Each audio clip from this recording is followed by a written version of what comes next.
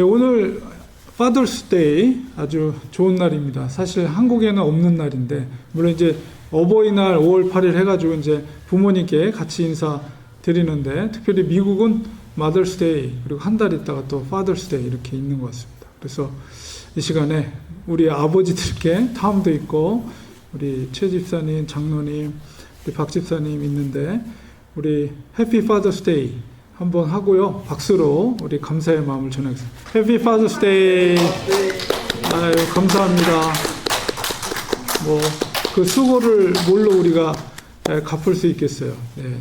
여전히 그 어깨에 그 가장의 책임을 짊어지고, 사실 아버지의 그 사랑과 은혜는 잘 보이진 않는데, 그 항상 그 보이지 않는 울타리로 이렇게 지키고 있어요. 그러니까 자녀들은 잘 모르죠. 근데 이제 그 자녀들도 이제 아빠의 위치가 되면, 아버지가 우리의 가정의 울타리가 돼서 우리를 지키고 있었구나. 그래서 우리가 안전했구나. 이제 그거를 깨닫는 날이 오죠. 예. 저도 이제 그것을 결혼하고 나서 그거를 깨닫게 됐는데, 잘 모릅니다. 어쨌든 아버지의 존재가 참 귀하고, 또 물론 이제 어머니로서의 역할도 있지만 아버지로서의 역할이 귀한 역할이 있어요. 저는 이제 개인적으로 이번 한 주 동안에 굉장히 좀 개인적으로 힘든 시간을 보냈습니다. 왜냐하면 한국에 제가 아끼던 후배 목사가 있는데요. 주현철 목사님이라고, 이제 학부 때 우리 같이 동아리, 우리 처남이랑 같은 이제 동년배라서 우리 처남도 굉장히 잘 아는 후배입니다. 그래서 고등학교 교목으로 이렇게 학원 사역을 감당하고 있고요. 선생님으로서 또 아버님도, 그 후배 아버님도 좋은 목사님이셔요. 그래서 좋은 가정에서 신앙의 가문에서 잘 성장한 후배였습니다. 근데 그 후배 목사의 사모님이 소천하셨어요. 이제 수요일인가 아마 목요일쯤에 소천했습니다. 아마 나이가 제가 들어보기에 45세로 알고 있는데, 굉장히 젊은 나이에 소천을 했고, 그래서 참 그 후배 목사가 견뎌야 될 그 아픔과 슬픔이 얼마나 클까, 이런 게 이제 저한테도 뭐 감정이 입이 되니까 저도 막 일이 손에 안 잡히고 굉장히 막 이렇게 다운이 되더라고요. 그래서 참 안타까운 시간을 보냈고, 제 아내가 이제 사실은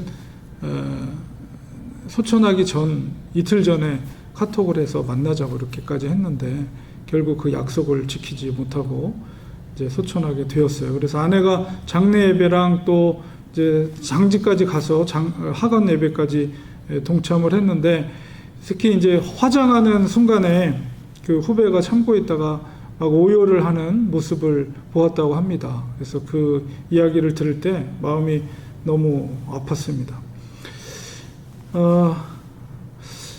그 후배를 보면서 성경에 등장하는 우리 욥의 이야기, 욥의 사건을 우리 잘 알고 있죠. 그래서 욥의 그 고통과 그 괴로움에 대해서 사실 너무 우리가 그냥 글처럼 혹은 이야기처럼 이렇게 이야기했던 것이 뭔가 이렇게 좀 마음에 닿는, 헤아릴 수 있는 그런 생각을 갖게 되었습니다.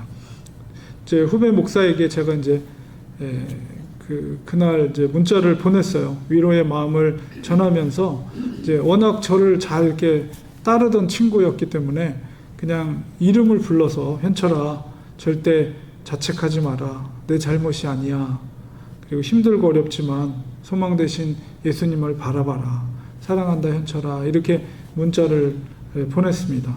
근데 사실은 그 당일날 페이스북에 글을 올렸더라고요. 그 현철 목사가. 근데 이제 여러 가지 말을 했지만은 끝 마지막 문장이 하나님께서 오늘 나를 버렸다. 이렇게 표현을 했어요. 그래서 참 그걸 볼 때 얼마나 힘들면 저런 표현을 했을까, 이런 생각을 하면서 이제 며칠 지났지만 어쨌든 가족들의 위로, 그리고 동료들, 또 선후배 목사님들이 함께 함으로써 부활의 소망을 갖는, 부활의 소망을 다시 한번 이렇게 고백하는 문자를 또한 제가 받았습니다. 그래서 사실 그런 일을 겪게 되면 우리들 평소에 우리가 고민하는 그런 일들이 얼마나 하찮은 일인가 이렇게 생각이 됩니다. 우리의 삶이 살아가는 것이 녹록하지는 않지만은 그러나 이런 삶 속에서 우리가 집중해야 될 삶의 가치가 무엇인지 다시 한번 생각을 하게 되는데요. 오늘은 사도 바울의 고린도 후서를 통해서 그리스도인이 집중해야 될 삶의 방향을 깨닫는 시간을 가지려고 합니다. 바울은 무엇보다도 죽음 이후의 영원한 행복에 대한 기대를 하고 있었습니다. 오늘 본문이 시작되는 고린도 후서 5장 1절에 보면 5장 우리가 8절부터 읽었지만 그 앞에 있는 5장 1절에 바울의 마음이 담겨져 있는 그 표현이 5장 1절에 기록이 되어 있습니다.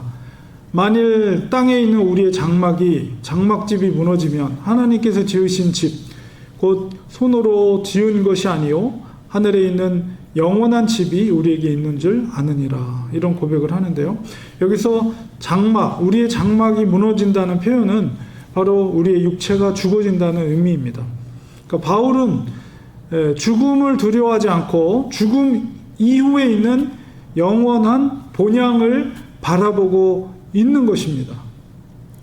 그러니까 죽음이라는 것은 바울의 입장에서 이제 육체의 옷을 벗어버리는 것이다. 이렇게 표현했는데요. 그리고 영광된 새로운 옷으로 갈아입는 것이다. 또한 이렇게 말하고 있습니다. 바울은 그것을 소망하면서 진정한 행복은 바로 그것, 우리의 본향을 소망하고 바라보는 것, 거기에 있다라고 강조를 하고 있어요. 그리고 5장 8절에 보면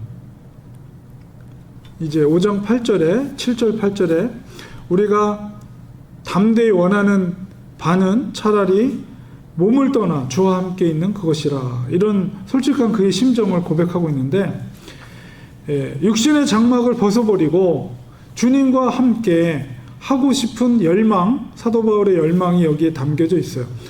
바울의 소망은 하늘에 있다는 것을 우리가 볼 수가 있습니다. 땅에 소망을 두지 않았습니다. 역시 우리들도 마찬가지입니다. 우리의 소망을 우리는 이 땅에 두어서는 안 됩니다. 우리의 본향인 하늘나라에 두어야 합니다. 천국에 대한 소망을 우리가 가져야 돼요. 그리고 그러기 위해서는 부활에 대한 우리는 확신을 가져야 됩니다. 영원히 살게 될 천성에서의 삶을 우리는 사모해야 돼요.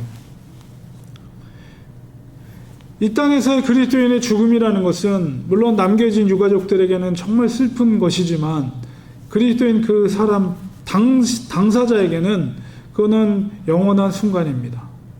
주님의 품에 안기게 되는 순간이기 때문입니다. 낙원에서 주님과 함께 영원한 초소를 기다리게 되는 것이죠. 구원받는 자녀들에게 바로 이 죽음이라는 것은 영광된 순간입니다. 자, 그렇다면 이 땅에서의 삶은 어떻게 살아야 할 것인가? 사도 바울은 고린도후서 5장 7절에서 삶의 원리를 이렇게 표현하고 있어요. 이는 우리가 믿음으로 행하고 보는 것으로 행하지 아니함이로다. 사도 바울은 보이는 것으로 행하지 않고 믿음으로 행했다라고 말하고 있습니다. 믿음으로 행하는 삶이 중요한 것입니다. 우리는 누구든지 이 땅에 살아가기 위해서 우리가 직업을 갖죠. 매달 우리가 정기적으로 지불해야 될 여러 가지 페이먼들이 있잖아요. 그런 것을 위해서 일을 하게 됩니다. 그런데 일을 하는 것이 중요하긴 하지만은 그것이 우리의 삶의 목표가 돼서는 안 돼요. 생활을 위한 직업을 갖는 것, 일을 하는 것은 하나님의 뜻을 이루기 위한 이제 수단인 것입니다. 우리에게 중요한 것은 무슨 일이든 바로 믿음으로 행하고 있는가, 이게 중요한 문제예요. 믿음으로 행하기 위한 분명한 기준은 하나님의 말씀입니다. 우리가 성경을 통해서 예수님의 삶을 배우는 것은 우리가 바로 예수님의 삶을 닮아가기 위해서, 예수님처럼 살기 위해서 하나님의 말씀을 보고 예수님의 삶을 살펴보는 것이죠. 그리고 하나님의 뜻대로 살기 위함입니다.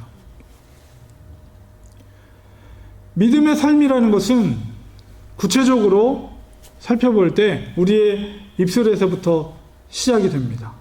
우리가 어떤 말을 하느냐에 따라서 사람들에게 소망을 줄 수가 있고 또 반대로 사람들에게 상처를 주기도 합니다. 사도 바울은 그리스도인의 이 땅에서의 사명은 화평을 이루는 자라고 분명히 말하고 있어요. 그러니까 우리가 하나님의 뜻대로 행하는 것은 바로 하나님을 그것이 기쁘게 해드리는 것입니다. 고린도후서 5장 9절 오늘 읽은 말씀 속에서 바울은 몸으로 있든지 떠나든지 주를 기쁘시게 하는 자가 되기를 힘쓰노라 이렇게 고백하고 있습니다. 살아있는 동안 주를 기쁘게 하는 것이 무엇인지를 분별하고 그 뜻대로 살기를 사도 바울은 힘쓴다는 것이에요. 바울은 천국에 대한 소망을 가지면서도 이 땅에서 믿음의 행함을 힘썼다라는 것을 알 수가 있어요. 그것이 바로 그리스도인이 가져야 될 이 땅에서의 삶의 태도입니다. 바울은 죽어도 주님을 기쁘게 하겠다라고 고백하고 있어요. 살아도 죽어도. 정말 주님을 위해서라면 기꺼이 자기의 목숨을 내어놓을 각오가 되어 있다는 태도입니다. 죽는 것조차도 하나님의 기쁨이 되는 것, 거기에 힘쓴다는 것이죠.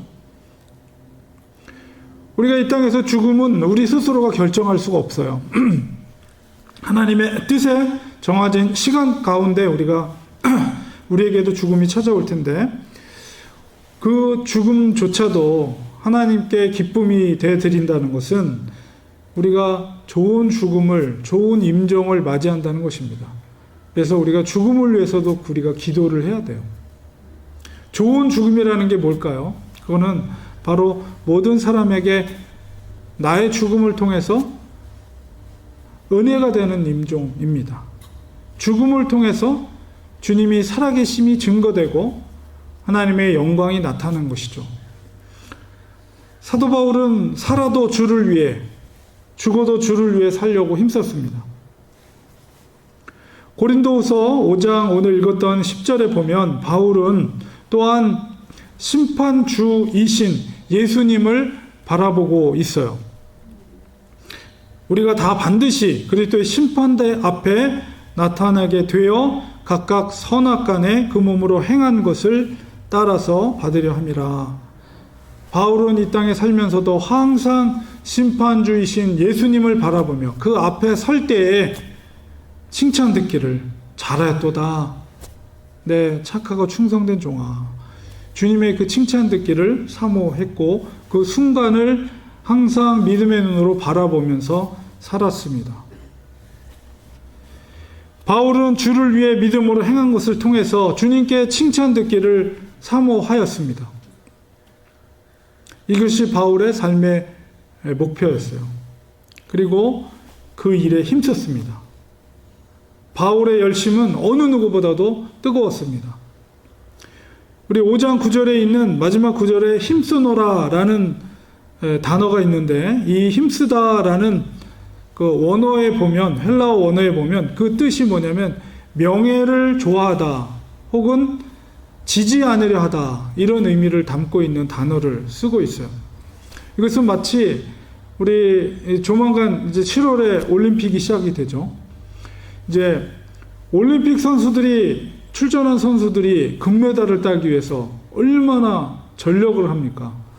최선을 다해서 물론 거기에 대표로 뽑히기까지 정말 엄청난 땀을 흘리며 훈련과 경쟁을 통해서 그 자리까지 올라갔지만 어쨌든 세계 각국의 올림픽 선수들이 1등 금메달을 따기 위해서 최선을 다하는 것처럼 바로 그런 의미를 지고 있어요. 사도 바울은 바로 하나님을 기쁘게 하는 일을 위해서 그런 열심을 냈다는 거예요. 주를 위해 사는 것에 우리는 열심을 내야 됩니다.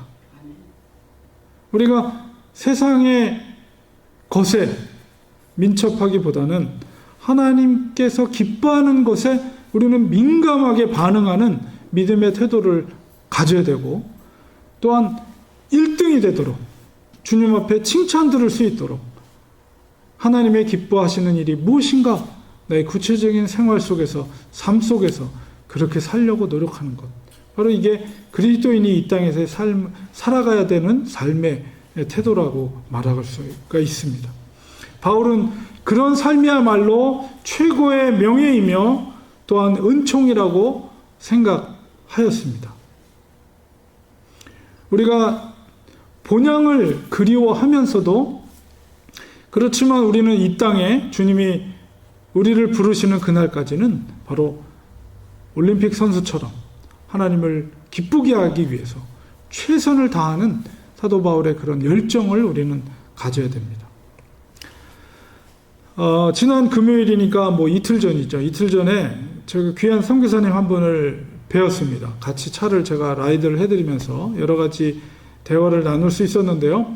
영국 웨일즈의 하노버 교회라고 있습니다. 그 교회가 왜 우리 한국 사람들한테 의미 있는 교회냐면 바로 그 교회가 토마스 선교사를 파송한 교회예요. 네, 그 교회 지금 이 한국 선교사님이 현지인들을 담임 목회를 하고 있는데요. 그분이 유재현 선교사님이 그분이 이제 미국에 방문하셔서 제가 그분을 개인적으로 만날 기회를 갖게 되었습니다. 그래서 저도 이제 2006년 경에 이제 그 웨일즈 하노버 교회에 이제 방문한 적이 있었는데요. 그때는 담임 목사님이 없었어요. 그러니까 워낙 이제 유럽 교회들이 이제 몰락하는 그런 완전히 그 유럽도 영국이나 이런 쪽도 이제 선교지어나 마찬가지예요. 기독교가 몰락하고 있고 다른 종교들이 오히려 흥왕하고 있는. 그래서 그 전통이 있는 그런 교회임에도 불구하고 담임 목사님이 없어서 그 목사님이 한 분이 이렇게 시골교회 손회하듯이 그런 식으로 이렇게 그 당시에 제가 2006년도에 방문했을 때, 그리고 그 당시에 저희들을 맞이했던 분은 여자 장로님이셨거든요.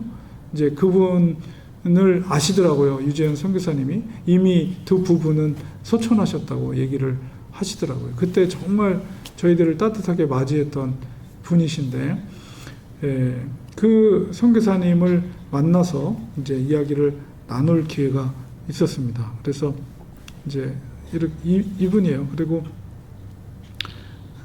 금요일날 찍은 사진입니다. 그래서 이제 이 지역에 다니시면서 특별 간증 집회에 토마스 선교사에 대한 간증 집회를 하셨고, 옆에 있는 젊은 친구는 2006년의 제 모습입니다. 좀 젊은 시절에 찍었던 사진인데, 네. 네, 그 하노버 교회에 가면은 그 토마스 선교사님 사진이 있거든요. 그 앞에서 제가 사진을 찍었던 기억이 있습니다. 그때는 한이가 태어나기도 전이죠. 토마스 선교사님 1839년생이십니다. 그리고 9월 7일 날 저 웨일즈에서 태어나셨고 목사님 가정에서 태어났습니다.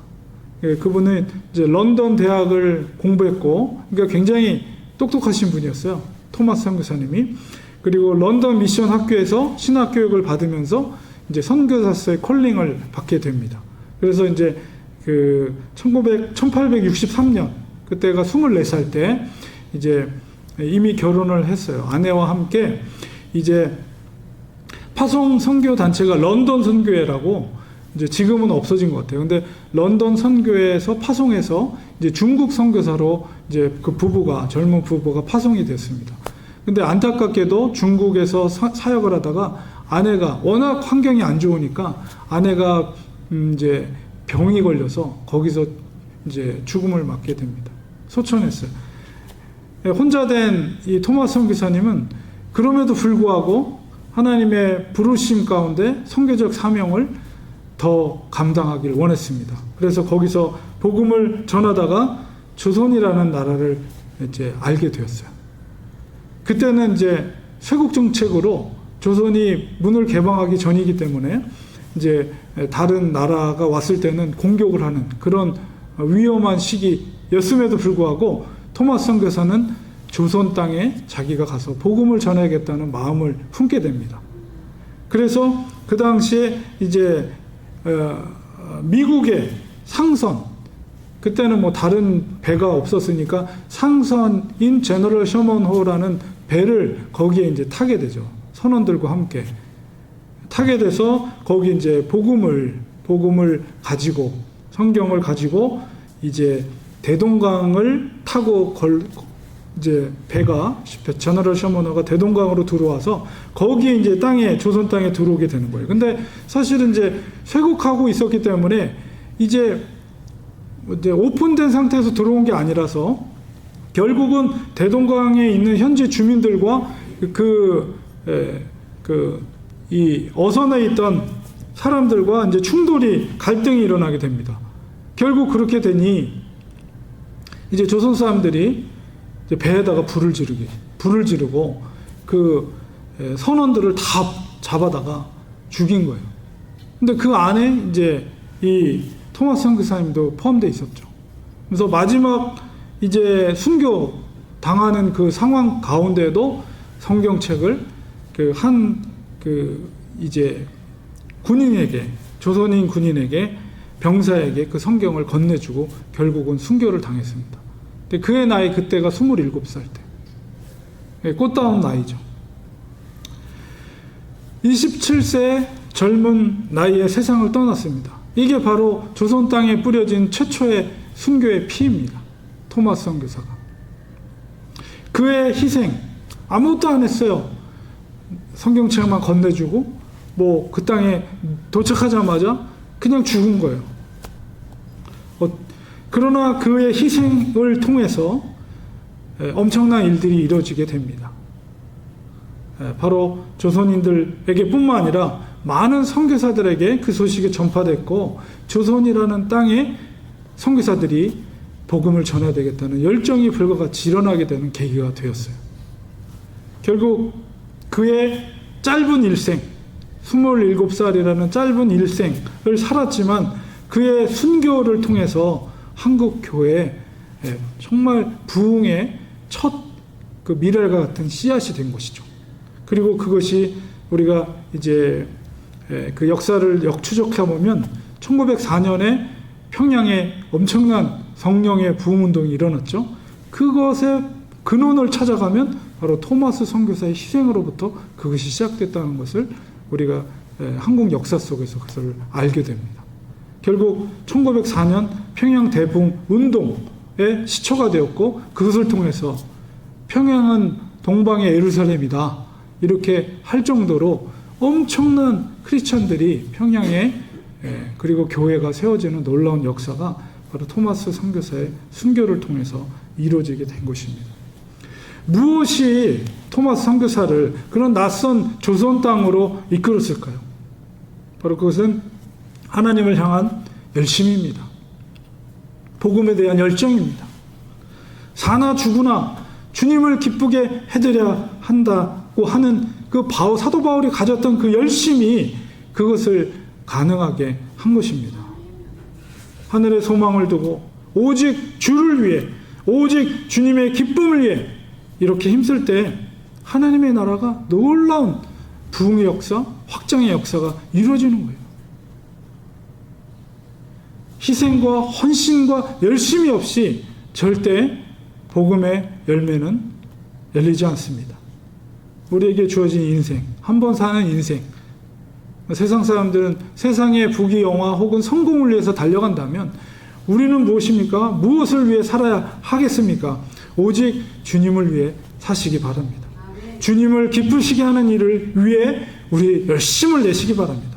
사도 바울처럼 정말 주님의 심판대 앞에 섰을 때 잘했다 충성된 종아, 이렇게 칭찬 듣는 우리의 모습을 우리가 믿음의 눈으로 바라보면서 우리에게 주어진 시간 가운데, 우리에게 하나님이 우리에게 허락하신 그 인생 가운데 주님을 기쁘게 해드리는, 온전히 하나님께 영광 올려드리는 그런 인생이 되시기를 간절히 축원드립니다. 기도하겠습니다. 하나님 아버지, 이 땅에 우리를 보내주시고 독생자 그리스도를 통해서 우리를 구원케 하신 하나님의 은혜에 감사합니다. 이 세상에 많은 사람들이 있지만 정말 하나님을 기쁘게 되는 인생은 그렇게 많지 않은 것 같습니다.